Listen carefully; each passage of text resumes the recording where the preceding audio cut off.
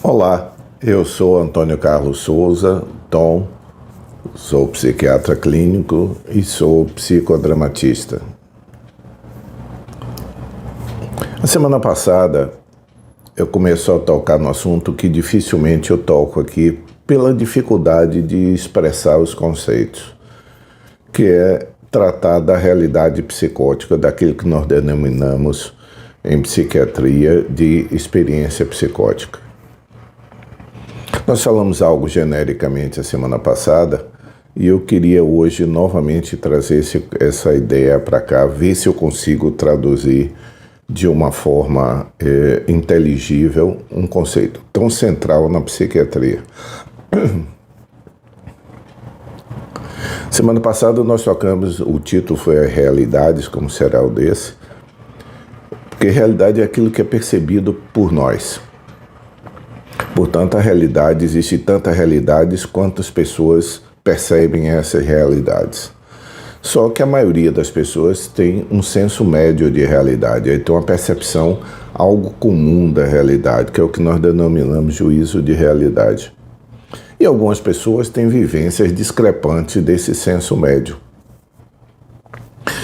Há um filme, para mim um dos filmes mais lindos e importantes, que é O Fabuloso Mundo de Amélie Poulain. E tem um determinado momento em que um dos vizinhos dela, que muito provavelmente ele tem uma doença genética chamada osteogênese imperfecta e tem um grau grave de osteoporose, ele tem fraturas espontâneas. E ele diz essa frase para Amélie: "Então, minha pequena Amélie, você não tem ossos de vidro como eu. Você pode segurar as pancadas da vida. Se você deixar essa chance passar, seu coração se tornará tão seco e quebradiço como o meu esqueleto." Ele tem uma doença que o torna os ossos dele quebradiços. Isso é fato. Mas ele usa essa doença para fazer uma analogia para Amélie em relação ao coração dela. Isso é uma metáfora.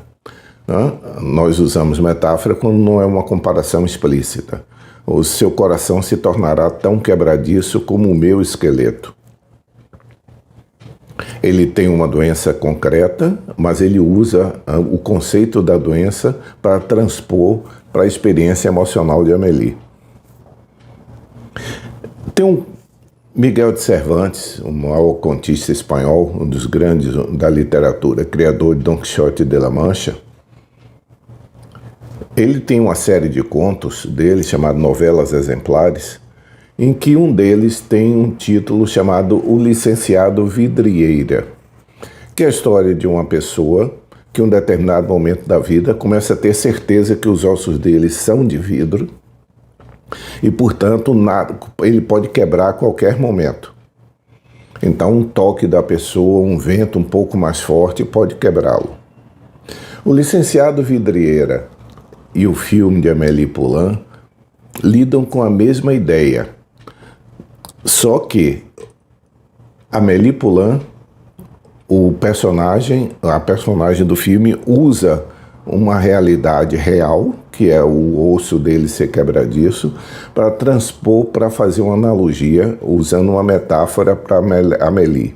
Seu coração se tornará tão quebradiço quanto o meu esqueleto. Na novela de Miguel de Cervantes, o Licenciado Vidrieira, ele sabe que ele é de vidro. Ele tem essa certeza, essa convicção. Então nós podemos dizer que no filme de Amélie Poulain, a personagem usa uma metáfora para usar um fato e criar uma relação com outro fato que não tem relação, mas ele cria. O coração de Amélie e o esqueleto dele não tem relações diretas, mas o conceito de quebradiço ele transpõe de um para o outro. Isso é uma metáfora. Ele sabe que o osso dele é de vidro, porque ele é de vidro, ou que é de quebradiço, e ele usa esse conceito para transpor para Amélie. No conto de Miguel de Cervantes, o indivíduo, visto de fora, o osso dele absolutamente não é quebradiço, mas ele tem uma convicção absoluta de que o osso dele é de vidro. Então nós podemos dizer que essa segunda personagem, a personagem de Miguel de Cervantes, o licenciado Vidrieira, isso é um pensamento delirante, isso é uma ideia delirante. Por que é uma ideia delirante? Porque ele está tendo uma absoluta certeza sobre alguma coisa que não faz parte da experiência cotidiana. As pessoas vendo de fora não veem assim. Por que a personagem de Amélie Poulain é uma metáfora? Porque efetivamente ele tinha um problema ósseo que tornava seus ossos quebradiços e ele usa isso para fazer uma metáfora para Amélie e fazer um aviso para ela. Isso daí já dá margem para que nós possamos entender talvez o ponto central da psiquiatria, que são os delírios. Do ponto de vista psiquiátrico, o delírio é exatamente o que acontece com o licenciado Vidrieira. Uma certeza que chega para o indivíduo sem ter base na experiência cotidiana, mas que ele empresta convicção absoluta e move a ação dele. Ele se desvia das pessoas, ele fica longe de tudo que pode tocá-lo, porque irá quebrá-lo. É fácil fazer esse diagnóstico. Quando nós estamos tratando desses dois exemplos, talvez seja. Um claramente tem provavelmente osteogênese imperfecta, uma osteoporose gravíssima, que é fácil detectar, e o outro não tem, mas tem uma certeza. Os dois têm certeza. Porém, o do filme, a personagem do filme Amélie Poulain, a certeza dele é confirmada pela nossa experiência da experiência dele.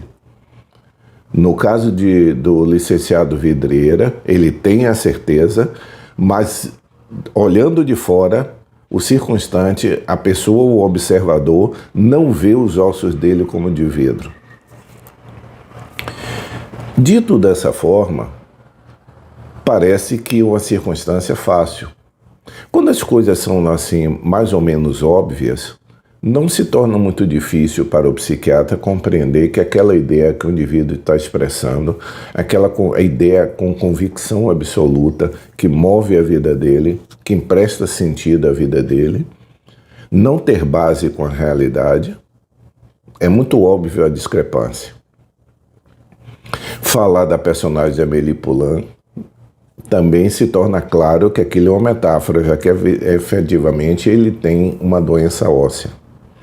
Na prática clínica, essa distinção nem sempre é tão fácil assim, porque nem sempre as coisas chegam para nós como se fossem coisas tão discrepantes assim. Às vezes é uma certeza que aparece para o indivíduo, mas em relação a um fato que é muito difícil para quem está de fora confirmar se é verdade ou não. As experiências de natureza mística, por exemplo, elas são vivenciadas com uma certeza, com um grau de convicção absoluto. Quem efetivamente tem uma experiência de natureza mística, uma consciência cósmica, tem a experiência da consciência cósmica, ele não tem facilidade de transpor, mas ele tem convicção do que ele vivenciou. Para quem está fora, não tem como comprovar, ele não tem como comprovar isso para a pessoa que está fora. Por isso que é possível que nós interpretemos muitas vezes experiências que são individuais, que são formas de perceber o mundo totalmente individuais. E, aliás, reforçando o que eu disse da vez passada, toda experiência de ver o mundo é individual. Só que, regra geral, a nossa forma de descrevê-la é comum à maioria das pessoas. Aqueles que descrevem de uma forma diferente podem ser criativos, podem ser inventivos. Por exemplo, o senso comum não é a regra para a psiquiatria. Se nós lembrarmos de Galileu Galilei, até a época de Galileu Galilei, as pessoas supunham que um objeto de 10 quilos deveria cair com maior velocidade que um objeto de 1 quilo. Galileu sobe uma torre e de lá de cima ele joga dois objetos com pesos diferentes e os dois chegam ao mesmo tempo na Terra. A diferença que a gente encontra é apenas da resistência do ar, mas a força de gravidade atua do mesmo jeito. Mas não faz parte da experiência comum. Se nós perguntarmos às pessoas, 100 pessoas que eu esteja me ouvindo agora, eu perguntar para você, honestamente, o que é que cai mais rápido, um objeto de 100 quilos ou um objeto de 1 quilo? O senso comum vai dizer que é o de 100 quilos. A física vai dizer que os dois caem igual. Então não é o senso comum que rege a psiquiatria. Se nós formos reger a psiquiatria pelo senso comum, vamos dar uma resposta semelhante a Galileu Galilei. Galileu Galilei, na época dele, ele foi condenado pela Inquisição. Mas se nós usarmos o senso comum, Galileu Galilei estava fazendo uma afirmação totalmente falsa, no entanto, cientificamente verdadeira. Então não é o senso comum. Por isso que a delicadeza de dizer... Aliás, quando as pessoas estão delirantes, o que as pessoas definem como palavras mais comum é louco. Não? Esse camarada é louco. Se fosse tão fácil definir quem é louco, seria mais ou menos como usar o senso comum como medida para tudo. Psiquiatria não usa o senso comum. Para que nós possamos determinar, e isso é uma tarefa que é difícil, muitas vezes é óbvia, quando a afirmação da pessoa tem uma natureza profundamente bizarra. Vamos imaginar uma pessoa que diga que ele é feito de uma colônia de formigas.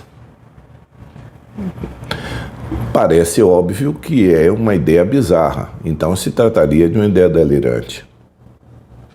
Mas se um cientista diz que nós somos uma colônia, nós somos colonizados por enterobacilos, se nós somos colonizados pela flora intestinal, que usa o nosso corpo para produzir coisas e absorver, é um quadro simbiótico, ele está afirmando uma proposição científica, mas que é assustadora para as pessoas que ouvem.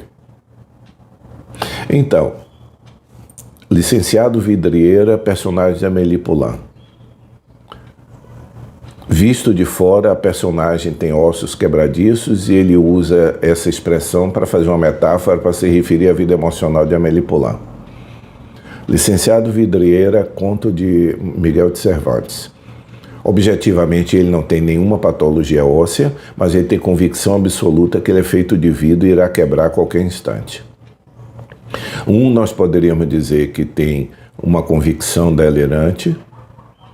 O outro, nós poderíamos dizer que usou uma metáfora poeticamente bela. A diferença é que de fora nós concordamos ou discordamos.